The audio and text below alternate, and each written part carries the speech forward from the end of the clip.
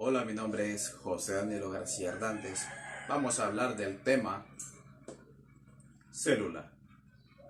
Según los niveles de organización de una materia viva, a partir del nivel célula hacia arriba se considera una materia viva o un ser vivo. A partir del nivel célula hacia abajo no se considera una materia viva o un ser vivo. En definición, célula es la unidad fundamental y estructural de todos los seres vivos. Todos los organismos complejos estamos conformados por una o dos células. Las células nuevas provienen de las células existentes, entonces no se puede decir que una célula se crea de la nada solo por crearse, no, sino que provienen de las células existentes. Podríamos darle una definición: célula madre, célula hija. Ahora bien, vamos a hablar de tipos de células.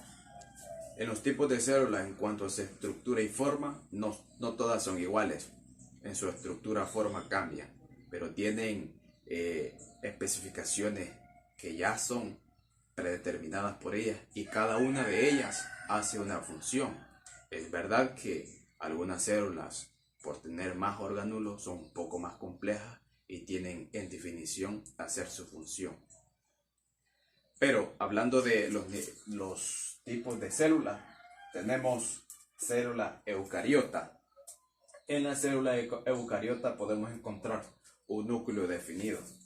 Todo el material genético ADN está encerrado en una membrana y esta membrana forma el núcleo que ya antes habíamos mencionado. La célula eucariota posee un gran número de orgánulos. También una de las características de ellas es que estas células representan a los seres vivos. Los seres vivos pueden ser animales, ya son organismos muy complejos, o los seres humanos también, que somos organismos complejos. Célula procariota, su característica es: el material genético está libre en el citoplasma. Citoplasma es una sustancia líquida, o más bien acuosa, en la que se llevan a cabo las reacciones biomoléculas. La diferencia entre ellas dos es que la célula eucariota, el material genético se encuentra encerrado en una membrana llamada núcleo. Solo posee unos orgánulos llamados ribosomas. Ribosoma es uno de muchos orgánulos o organelos. Esta célula procariota representan los microorganismos llamados bacterias. Vamos a hablar de estructura de una célula, en este caso célula eucariota. Imaginémonos todos que esto es una diminuta célula y su estructura. Vamos a hablar de ella a partir de afuera para adentro. En primer lugar tenemos membrana plasmática. Esta membrana permite el acceso de sustancias a la célula. Una vez incorporadas estas sustancias, son utilizadas en el metabolismo celular. ¿Qué es un metabolismo celular? Son un conjunto de reacciones químicas dentro de las células con la finalidad de obtener energía. En pocas palabras, podremos decir de que es el alimento, la entrada de alimentos. También tenemos citoplasma. El citoplasma es una sustancia acuosa. Podemos observar en la imagen.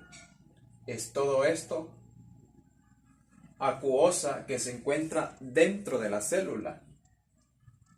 En el citoplasma podemos encontrar lo que son orgánulos celulares, todas estas pequeñas cosas o piezas que se ven ahí. También tenemos el ADN que se encuentra dentro del núcleo. Es información genética creada por ácidos nucleicos. La diferencia entre la célula eucariota y la célula procariota es, si podemos observar una ilustración de la célula procariota, es que no tiene un núcleo definido, pero sí comparten ciertas características, por ejemplo, membrana celular, citoplasma y ADN. Son características que, tanto como la célula procariota y la célula eucariota, tienen. Podemos observar que no tiene un núcleo, por ende el ADN o la materia genética o la información genética anda dispersa en todo el citoplasma. ¿Qué es citoplasma? Es la sustancia acuosa o líquida dentro de la célula. Una característica muy peculiar de las células es que tienen una especie de látigo o colita llamado flagelo. ¿Para qué sirve esta característica en las células? Para movilizarse de un lugar a otro o para desplazarse de un lugar a otro. Dentro de la célula o al interior de la célula encontramos los famosos llamados organelos. Los organelos son parte fundamental de una célula. En primer lugar tenemos centriolos. Intervienen en la definición celular y en el movimiento de la célula, es decir, es el esqueleto de la célula. Ribosoma, responsable de la fabricación de proteínas. Lisosomas, vesículas que realizan la digestión celular. Este organelo es el encargado de degradar material intracelular de origen externo. Váculas, vesículas llenas de sustancias de reserva o desecho. Este organelo es el encargado de almacenar, transportar y dirigir productos y desechos celulares. Aparato de Golgi, red de canales y vesículas que transportan sustancias al exterior de la célula. Antes de transportar las sustancias o proteínas, el aparato de Golgi hace un proceso de modificación y luego son enviadas. Retículo, red de canales donde se fabrican lípidos y proteínas y son transportados por toda la célula. Este organelo es el encargado de hacer la síntesis de lípidos y proteínas. Y por último, mitocondrias, responsable de la respiración celular con la que la célula obtiene energía necesaria. Este organelo es el encargado de suministrar toda la energía que pueda para la actividad de la célula. Si bien sabemos, la célula es la unidad básica de todos los seres vivos. Gracias a los estudios he podido comprender su composición, su estructura y su funcionamiento de manera interna. Cómo es que los organelos funcionan dentro de la célula o cómo es que los organelos interactúan entre sí para hacer diferentes funciones. Pero también quiero hacer una pequeña comparación de una célula a un ser humano. Así como de la misma manera nosotros, los seres humanos, en nuestro organismo tenemos órganos, tenemos aparatos, tenemos sistemas, así de la misma manera también las células tienen órganos llamados organelos.